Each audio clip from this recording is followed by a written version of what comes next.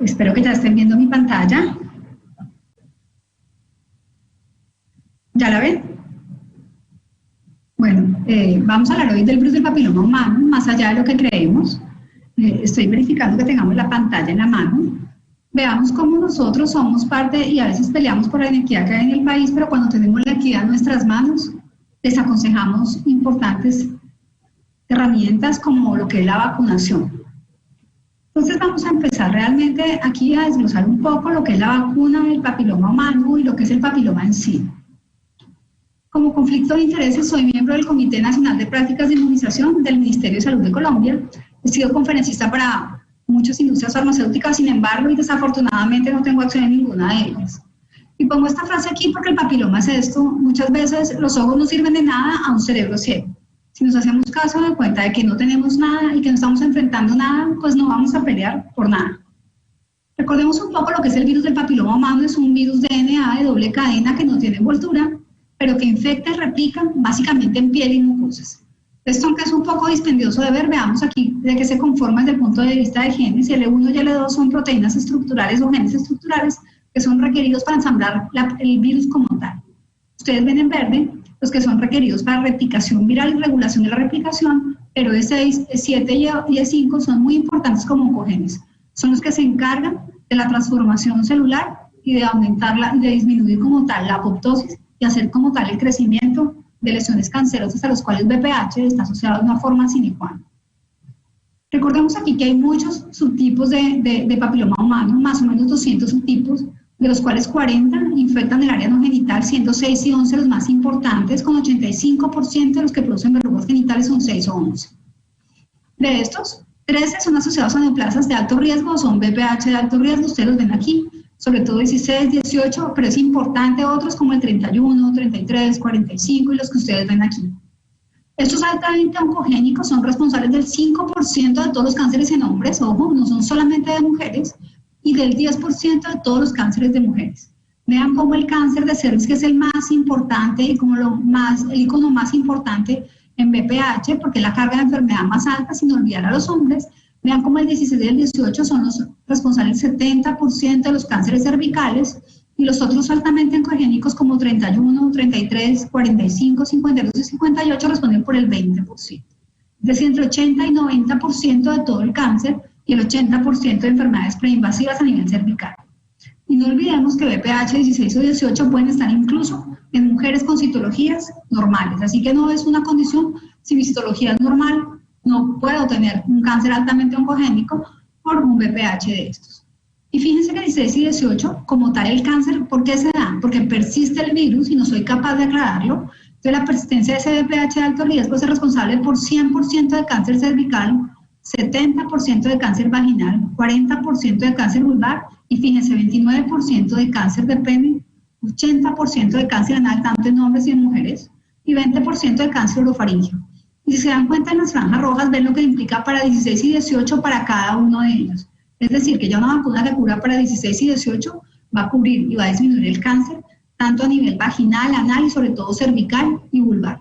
Y fíjense como otros de alto riesgo, como ya los que dijimos, ocupan también un papel muy importante en cervical, vaginal, de pene y vulvar.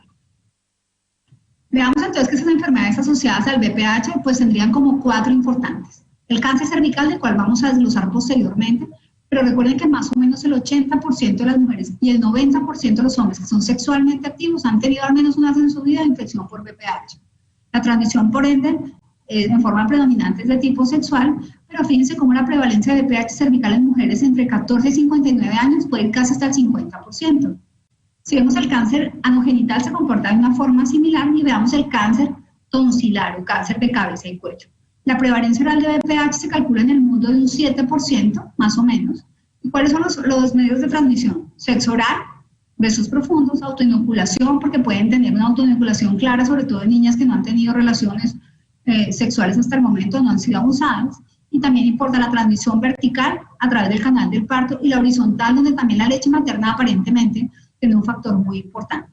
El otro 4 que como pediatras no debemos olvidar es la papilomatosis recurrente laringea, que es un dolor de cabeza desde el punto de vista de tratamiento. Aquí 6 y 11 son una forma predominante muy importante. Entre 83 y 100% de los Papilomatosis recurrente laringia tienen que ver con 6 y 11, y hay dos formas, la que se presenta antes de los 18 años y la después de los 18 años, que es la adulta, con las prevalencias que ustedes ven aquí, siendo más importante la adulta, básicamente por los modos y los hábitos sexuales. Pero fíjense, cuando el niño pasa a través del canal del parto, una madre que tiene condilomas claros en ese momento, que tiene papiloma genital activo, 30% al menos hará posteriormente papilomatosis laringia. Es decir, que si yo tengo esto, tengo 200 veces más chance de hacer papiloma oral o esta papilomatosis laringia si mi mamá como tal está en ese momento con condilomas o con lesiones activas. Y esta papilomatosis recurrente laringia tiene una baja mortalidad del 1 al 0.2%, pero si yo tengo como tal una diseminación laringia, la mortalidad de ese niño aumenta al 25% y en tráquea de un 2 a 5%, así que no debemos desechar estas otras formas de presentación de BPH que no son solamente el cáncer cervical. La transmisión, ya que es epiliotrópico, como ya dijimos, en piel y mucosa, si su contacto es más piel a piel o piel mucosa, pues obviamente la mayor del tipo sexual, pero recordemos que cada vez más hay unas formas de presentación no sexuales que ya mencionamos, como la autoinoculación. La horizontal es muy importante, no debemos olvidarla, como dedos, fómites, contacto piel o mucosas, ya que sabemos que el BPH, al igual que lo que ya sabemos con coronavirus, porque han sido virus que nos han enseñado varias lecciones, que dura sobre superficies, en ropa, en equipo ginecológico de uso frecuente y fómites, al menos 7 días después de la deshidratación. Entonces fíjense que puede ser transmitida de una forma horizontal. En transmisión vertical, no solo para el canal del parto, también por placenta y por líquido amniótico, y también hay unas dudas específicas sobre aguas residuales y recreación, ya que se ha visto transmisión en ellas. Y hay modelos animales, en conejos sobre todo, donde se ha visto que con una transmisión transfusional pueden presentarlo en áreas previamente lesionadas, ya sea en vagina, pene y ano, pero también en estómago, con cánceres a este nivel, con aislamiento de BPH, pero eso está por confirmar en humanos. Y ahora, ¿yo qué hago si tengo como tal un BPH? ¿Qué factores de riesgo puedo tener para que yo llegue a desarrollar un cáncer? Básicamente, las niñas que tienen debut sexual temprano en su adolescencia, múltiples compañeros sexuales. Por cada compañero sexual nuevo que yo tenga por mes, más o menos aumento 10 veces mi riesgo de tener un cáncer posteriormente. Si soy fumadora, lo voy a aumentar porque el cigarrillo como tal y también el tabaco son cofactores inmunosupresores, no solamente a nivel local, sino también sistémico. Si tengo otra enfermedad de transmisión sexual, también tengo un riesgo aumentado de cáncer, o si no acudo al tratamiento de una forma oportuna o no tengo acceso al tratamiento. Y fíjense que entonces nuestros adolescentes que empiezan tempranamente relaciones sexuales en Colombia, más o menos a los 12 años, vean cómo es el intrínculis de las diferentes redes y las relaciones sexuales que puede tener en un campo universitario. Así que esto hace que todos los factores que ya mencionamos, como múltiples compañeros sexuales, pues se multipliquen, y vemos cómo hay mujeres vírgenes que son seguidas posterior a su debut sexual en diferentes países a los 24 meses, tienen entre 35 y 40% ya de contagio con VPH, y a los 56 meses casi un 70%. Así que todas las mujeres y hombres, una vez iniciamos el debut sexual, sí o sí, en un 85 a 90% vamos a tener contacto con VPH. ¿Cuántos vamos a llegar a cáncer? Ahí está la respuesta que vamos a dilucidar posteriormente. Y veamos cómo en diferentes edades, por ejemplo, al debut sexual es mayor el riesgo de tener y adquirir un nuevo VPH, más o menos un 25%. Y fíjense cómo en diferentes países tenemos un nuevo pico entre 30 y 45 años. Así que más o menos un 5 a un 15% de mujeres de edad media adquieren una nueva infección por VPH altamente oncogénico, y al menos un 2% lo hacen con 16 y 18, que son muy importantes, como ya mencionamos, para desarrollar cáncer posterior. Veamos entonces primeras que no son genitales, como es el VPH y el cáncer de cabeza y cuello. Vean cómo aquí 16 es muy importante, en un 70% puede producir cáncer como tal de cabeza y cuello, seguido por 18, fíjense como 33, 45, 52 y 35 también tienen un aporte importante en cáncer de cabeza y cuello. En cáncer de cabeza y cuello, el 33% se va a producir en orofaringe y el 20 al 22% en la cavidad oral, o como tal en la laringe, con unos desenlaces bastante catastróficos de una calidad de vida difícil en estos pacientes. Pero si vamos a también en cabeza y cuello a ver papilomatosis recurrente laringe, que es lo que más probablemente vemos como pediatras, veamos que hay una diferencia entre si su niño está infectado con VPH 6 o con VPH 11. Recordemos que aquí el mayor riesgo de transmisión es en el canal del parto, con condilomas activos o recientemente infectados al momento del parto de esas mujeres en su producto. Más o menos 3/4 partes de las mujeres no tienen lesiones visibles, por lo cual su riesgo se aumenta sin haberlo diagnosticado, sino tardíamente, entre 3 y 5 años. Y el aumento de riesgo de transmisión va entre 200 y 400 veces si yo estoy infectada con VPH versus si no estoy infectada en el producto de esa gestación. Fíjense cómo VPH11, ustedes lo ven aquí en la columna de la tabla, tiene mayor riesgo en niños básicamente de diseminación extralaríngea en un 38% y mayor compromiso distal de la tráquea cuando lo comparamos con VPH6. Ahora, si yo tengo una presentación juvenil entre unos 5 años, básicamente VPH11, y después de 40 años VPH6, que son los que son responsables de múltiples intervenciones quirúrgicas. En general, estas no se malignizan en general, pero pueden estar en un 2 a un 33% con malignidad posterior, y recuerden que aquí no hay una cura. Aquí se puede hablar de remisión clínica porque puede recurrir incluso después de 34 años de haber estado libres de enfermedad.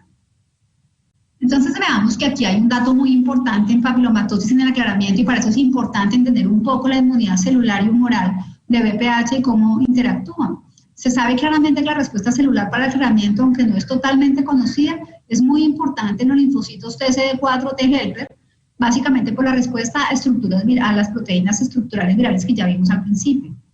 Cuando se vacunan niños con virus similares como tal que son VPL, como las vacunas que tenemos ahora, vemos cómo se mejora la hipersensibilidad retardada a la proteína L1 que ya vimos al principio, como la respuesta de CD4, y además se promueve la fagocitosis y neutraliza la entrada a células en lesiones que, por ejemplo, no han mejorado solamente con escisión. Aparentemente tienen una muy buena utilidad cuando se usan manejos mixtos entre vacunas y resección, y ustedes lo ven aquí.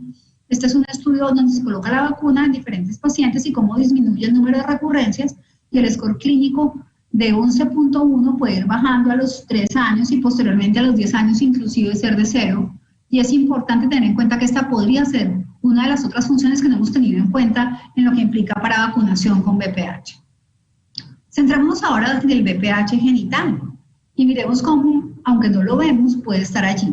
Fíjense que aunque haya 300 millones de infecciones por VPH que voy a tener una citología normal, puedo estar infectada con VPH altamente oncogénico, y de estos puedo hacer un porcentaje de verrugas genitales y posteriormente lesiones de alto grado, o llegar como tal al cáncer cervical de las que se detectan en algún tamizaje, y fíjense las proporciones que va de 1 a 600 a solamente 1 en 20 de las que tamizo posteriormente.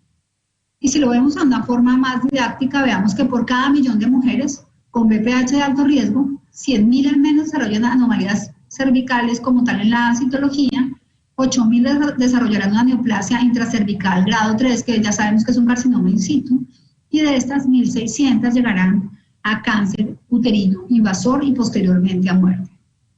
Aquí en VPH hay 2 desenlaces que hay que tener en cuenta claros, que es lo que podemos evaluar, y probablemente por eso es que mucha gente piensa que no tenemos una cosa porque no la vemos a corto plazo.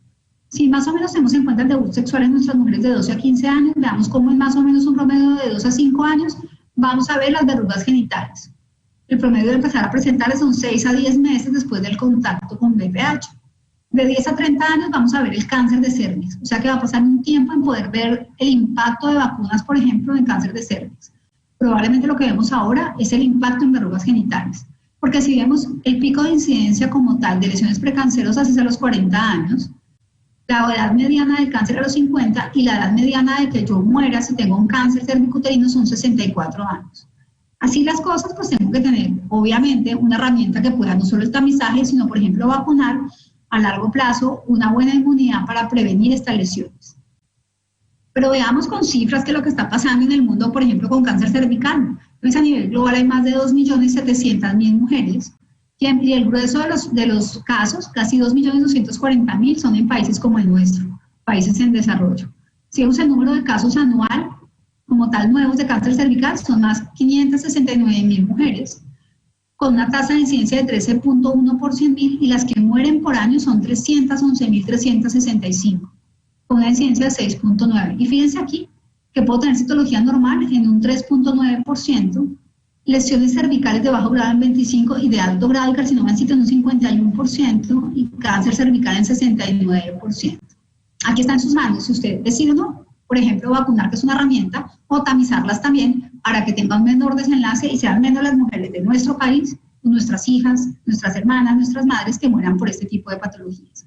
Veamos aquí un mapa como tal del cáncer de cuello uterino, vemos como Colombia, por ejemplo, está en una incidencia promedio, como ya lo mencionamos, y sigue siendo una causa muy importante de muerte por cáncer en Colombia.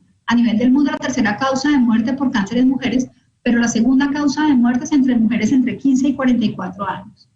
Y en Colombia al menos el 11.5% de las mujeres que mueren por algún tipo de enfermedad oncológica lo hacen por cáncer de cuello uterino. Así que no es nada despreciable. Vean cómo las cabeceras municipales pues son lo más importante en cuanto a diagnóstico.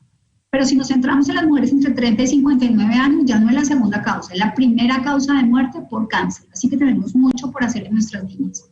Y a nivel mundial, fíjense cómo el grueso de la enfermedad está entre 44 y 64 años, pero no se desprecian las otras edades, y cómo sigue más o menos el mismo patrón en las Américas. Estos es de los últimos casos que están reportados en las últimas estadísticas actualizadas para cáncer de cuello uterino. El escamo celular no es solamente el único cáncer que tenemos. También hay adenocarcinoma, donde 18 y 45 son muy importantes. Fíjense, el 18 y el 45 son muy importantes adenocarcinoma y es el responsable del 15 al 25%. Se presenta mucho más temprano en mujeres que 30 años, incluso 15 a 20 años, y probablemente es una causa de muerte muy importante que no debemos despreciar y que también deriva de estos virus que son inmunoprevenibles. Y fíjense cómo las mujeres en diferentes países de América se mueren más o menos en un 70%, si usted se deriva como tal, fíjense aquí 70% aproximadamente de muerte si usted consulta en etapa tardía, en etapa 4, y puede llegar a una sobrevida del 13% si usted consulta de una forma temprana. Pero aquí hay que ver la inequidad y la oportunidad de acceso a estos sitios. Y a pesar de que tenemos muchas herramientas de prevención, como son la citología, el usar condón, el vacunarse, pues preguntémonos si es suficiente, veamos por qué no. Ya mencionamos que hay muchas mujeres como tal que pueden tener en diferentes países, según la epidemiología, 2 picos. Fíjense cómo en Colombia nos comportamos el pico inicial en la adolescencia, pero tenemos un segundo pico entre 45 y 50 años, al igual que, por ejemplo, Costa Rica y México. Y, por ejemplo, la prevalencia de VPH de alto riesgo en Sudamérica es del 15% de mujeres con citología normal. Así que si yo tengo una citología normal, no me exime de que tenga un VPH de alto riesgo y pueda desarrollar un cáncer de cuello uterino posteriormente.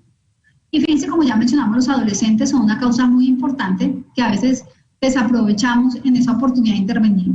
El 45% de las niñas seguidas en estas etapas de 14 y 17 años después de su debut sexual, como tal, ya son positivas para VPH, y altamente oncogénicos se encuentran 2 veces más que los de bajo riesgo, y con citologías anormales en un 37%, ya una corta edad de 17 años. Y fíjense cómo las patologías como lesiones de alto grado ya se encuentran en un 3% y de bajo grado en un 28% en niñas adolescentes, entre, por ejemplo, Colombia y Brasil, como es este estudio. Ahora, ¿por qué está pasando esto? ¿Por qué si podría tener una opción diferente y soy joven? Que es lo que no tenemos en cuenta en la parte de conciencia de esta enfermedad. Ya dijimos que la prevalencia como tal, la persistencia del virus es muy importante para desarrollar cáncer y pasar de un cervix normal, por ejemplo, a una lesión invasiva, o también en cabeza y cuello, en ano, etc. Y aunque un buen porcentaje de las lesiones pueden regresar, fíjense, después de que yo me infecto, el 90% puede regresar a los 2 años. Estas que pasan a la lesión intraepitelial escamosa de bajo riesgo con algunas atipias, el 75% regresa, y ya de alto riesgo, un 60% regresa. Pero ¿cuántos van a llegar a esta punta del iceberg? No lo sabemos. Y pueden pasar 20 a 30 años hasta que se presente como tal este cáncer, y por eso hablamos de un desenlace tardío, difícil de evaluar inicialmente con vacunas. Ya a medida que yo me infecto a más edad, más chance tengo de que haga una persistencia viral y un desarrollo de cáncer cervical. Fíjense, la persistencia como tal viral de un VPH 16 es 15% en mujeres menores de 25 años. Pero esto va subiendo, y si tengo 70% de persistencia, si me infecto después de los 65 años, y con divorcios y nuevas uniones, fíjense cómo este grueso de 45 a 64 años puede llegar hasta el 40%. Y veamos que los hombres también son muy importantes, a veces los olvidamos como tal, cuál es el papel y el rol de estos hombres en estas infecciones y como tal el riesgo de cáncer cervical. Fíjense en las diferentes edades como entre más del 50% de los hombres tienen una infección por VPH y cómo pueden de esta forma hacer una transmisión a diferentes parejas para poder hacer esta persistencia que ya mencionamos y posteriormente desarrollo de cáncer de cuello uterino. Así que después de este panorama ustedes dirán claramente que estamos ante una amenaza gigante y tenemos que saber qué vamos a hacer. Pues hay una opción fuera de todo lo que ya saben ustedes. Hay vacunas, hay 2 tipos de vacunas, las profilácticas y las terapéuticas para luchar contra el cáncer de cuello uterino. Las vacunas profilácticas son aquellas que crean una inmunidad humoral que evita la entrada del virus del papiloma humano a las células, y básicamente usa partículas similares a virus que que generan anticuerpos neutralizantes frente a la proteína L1 y así disminuyen la entrada del virus al epitelio. Y lo ideal es colocarlo antes de que las niñas empiecen con su debut sexual. Las vacunas terapéuticas, sin embargo, pueden eliminar lesiones preexistentes y también mejoran la inmunidad celular para descartar células infectadas. Y básicamente se basan en vacunas DNA dirigidas a papiloma humano, a las proteínas S y S7 que dijimos que eran las oncogénicas, y lo que hacen es afectar como tal esas células infectadas y son cruciales en la inducción y el mantenimiento como tal, de evitar ese mantenimiento de células alteradas a largo plazo. Pero estas están todavía en periodo de investigación. De las vacunas profilácticas, ya sabemos que a nivel mundial hay una amplia cobertura, pero más o menos son miti-miti. 96 países tienen cobertura para VPH, a pesar de que es el segundo y tercera causa de muerte. Y fíjense cómo el grueso de los países que tienen la vacunación de VPH son países de ingresos altos en el 80%. 55% de países de recursos medios y menos del 30% de recursos bajos aún no lo han colocado. Así que para nuestras niñas no cambia qué tipo de país somos en desarrollo, sino que tanta conciencia en prevención tenemos. Y en su consultorio probablemente o en su centro de vacunación usted debería tener un 95% de cobertura de vacunas que evitan cáncer de cuello uterino. Solo hay 2 vacunas hasta el momento que evitan cáncer de cuello uterino, hepatitis B y vacuna de papiloma humano. Fíjense cómo la eliminación del cáncer de cervix se volvió ya un problema de salud pública según la Organización Mundial de la Salud desde mayo de 2018. ¿Y qué tenemos que hacer para eliminarlo? 90% de coberturas contra vacunas de VPH, que ya lo mencionamos. Que al menos nuestra población, un 70%, tengan acceso a tamizaje molecular con ADN de 1 a 2 veces por día, que nuestras mujeres tuvieran 90% de acceso a servicios de tratamiento precáncer y cáncer de cervix en forma temprana, y las que ya llegan tardía tuvieran un 90% de cobertura de cuidados paliativos. Existen entonces 2 vacunas profilácticas que no son terapéuticas, pero vamos a ver algunas cosas al respecto. En Colombia está la cuadrivalente, antes estaba bivalente, en este momento no se consigue. Esta es VPH 16 y 18 y la cuadrivalente tiene además de 16 y 18, 6 y 11 que hablamos que son importantes para verrugas genitales. Y está la nonavalente disponible en países desarrollados, Estados Unidos y Australia ya la colocan, en donde básicamente el esquema en menores de 15 a 18 años se coloca 2 dosis con una diferencia mínima de 6 meses. Si coloco la segunda dosis antes de esos 6 meses, voy a requerir una tercera dosis. Entonces, 0 y 6 a 12 meses, tanto hombres como mujeres, y si yo tengo una mujer inmunocomprometida o mayor de esa edad, debo colocarle 3 dosis obligatoriamente. Estas vacunas tienen un amplio estudio para seguridad, inmunogenicidad, impacto en vida real, para que tengamos la confianza en ponernos. Así como dijo Pío, ¿por qué no nos ponemos vacunas de influenza? Por ignorancia, y en esta también porque dudamos, y cuando le transmitimos esta duda al paciente, el paciente no se va a colocar una vacuna de este porte. Pero fíjense las ventajas que tenemos, los estudios preclínicos muestran claramente la eficacia en persistencia viral, que ya dijimos sine qua non para cáncer, 94 a 93%, ambas vacunas, y si colocamos una valente puede aumentar al 95%, fíjense como para neoplasias intracervicales 2 y 3, más del 95% de eficacia, y cuando ya vamos a mirar cualquier VPH, donde están incluidos otros virus altamente oncogénicos, la bivalente tiene una mejor respuesta porque tiene una mejor protección cruzada, por ejemplo, para 45, 33 y 31, que pueden incluso, hasta ustedes ven 10 veces más, a 3 veces más. Para verrugas genitales y para neoplasias intravulgares y intravaginales, la VPH4, que es la tetravalente o Gardasil, que es de Merck Charbon, tiene una muy buena eficacia del 95 al 97%, y si vemos con cualquier VPH que incluye los otros que no están en la vacuna, llega a un promedio del 77%. Y ustedes dirán si no es una gran herramienta para utilizarla si disminuimos en esta forma el impacto en cáncer y en neoplasias y en verrugas genitales. Veamos qué pasa en este impacto como tal en las vacunas en mujeres vírgenes a esos virus o a mujeres no naive o no vírgenes a estos virus. Fíjense, para neoplasia intracervical 2 y 3 que son precancerosas, 99% de mujeres naive. Pero si yo he tenido contacto previo con estos virus, mi beneficio es del 45 al 48%, o sea, menos chance de tener cáncer de cuello uterino si vacuno estas mujeres. Para adenocarcinoma, fíjense, 90%, que ya lo mencionamos, y para neoplasias intracervicales de cualquier VPH, fíjense, 63 a 79% si soy naive, pero fíjense que el beneficio puede ir del 20 al 33% en mujeres no naive. Entonces, los cánceres como tal, de cuello uterino y los cánceres genitales en países como Finlandia tienen un seguimiento amplio a más de 10 años, fíjense que cambia totalmente, tanto el cervical como cualquier tipo de cáncer relacionado a VPH, si yo estoy vacunada o no, de 0, incluso hasta 8 veces por cada 100.000 en la incidencia. Veamos esto en cuanto a verrugas genitales, que probablemente es el desenlace a más corto plazo en Australia, donde ustedes se darán cuenta que la vacunación objeto fue la que está en la línea roja, donde bajó el 92% de las verrugas genitales. Pero cuando vieron otras edades, 21 a 30 años y mayores de 30, también bajaron, porque entonces existe el efecto rebaño. Yo vacuno esta población y los hombres que tienen relaciones sexuales con esta población van a infectar menos mujeres y va a disminuir como tal la tasa de infección en personas que no han sido vacunadas hasta el momento. El impacto en la vida real pues es similar, ya vieron el impacto en Australia, y en países de altos ingresos baja del 67 al 80% las verrugas genitales, la infección persistente por VPH también baja entre 85%, dice para cáncer cervical, a pesar de que es un desenlace de alto de mucho tiempo, ya se ve en Estados Unidos 29% de impacto en cáncer cervical en mujeres entre 15 y 24 años.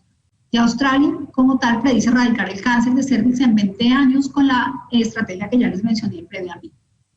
Aquí la palabra clave en prevención son las coberturas.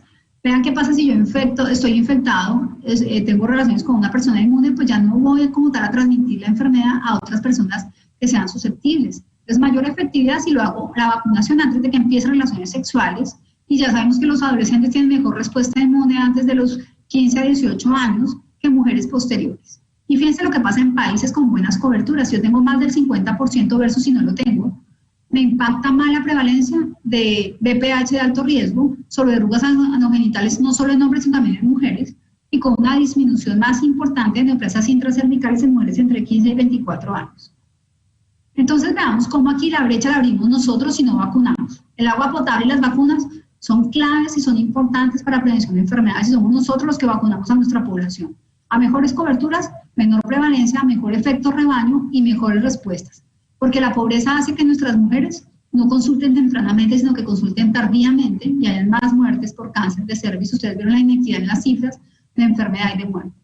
Fíjense como un país con menos de 20% de cobertura, en más o menos 70 años, solo habrá recaído el 16%, el 27% de pH 16, y en hombres, mucho menos. Pero si tengo 80% de cobertura, voy a bajar en hombres y en mujeres en una forma muy importante esa tasa de enfermedad y la voy a poder eliminar. Pero para desgracia nuestra, vean la responsabilidad que tenemos. En Colombia para 2019 la cobertura en la primera dosis fue del 33% y para la segunda 10%. Esto es vergonzoso y no lo podemos permitir, ni en nuestro país, ni en nuestro municipio, ni en nuestro sitio de vacunación, ni mucho menos en nuestro consultorio, y mucho menos en su casa. Entonces es importante que todas las mujeres que están a su disposición como tal o a su alcance, por favor las incluyan para que las puedan vacunar en una forma muy importante. Cuando llegue la vacuna monovalente nos dará un beneficio del 36% en cortes previamente vacunadas y probablemente dará un beneficio en esos otros subtipos que ya hablamos de alto riesgo, con no mayores eventos adversos y que se pueda colocar con otras vacunas que ya están disponibles en el PAC. Tanto la Organización Mundial de la Salud como la Organización Panamericana en sus comités asesores con seguridad claramente han dicho que no hay una evidencia clara y buena de que tengamos una asociación con enfermedades desmielinizantes, neurológicas, con síndrome de taquicardia ortostática o regional, insuficiencias ováricas o tromboembolismo venoso. Por lo cual es importante mantener las vacunaciones y de hecho ningún país ha retirado como tal la vacunación en sus sitios porque es una vacuna con un perfil muy seguro de la cual probablemente desconocemos más de lo que vimos en el voz a voz. Ahora, tengamos en cuenta algunas poblaciones especiales. Los hombres también se deberían vacunar, solo que no son objeto de la vacunación en el país de forma gratuita. La inmunogenicidad es similar a las mujeres y por tanto se vacunarán igual. 0 y 6 meses por debajo de 15 a 18 años y posteriormente 3 dosis. Ojo, si tenemos hombres que tienen sexo con hombres, es importantísimo vacunarlos para disminuir todo este impacto que ya mencionamos.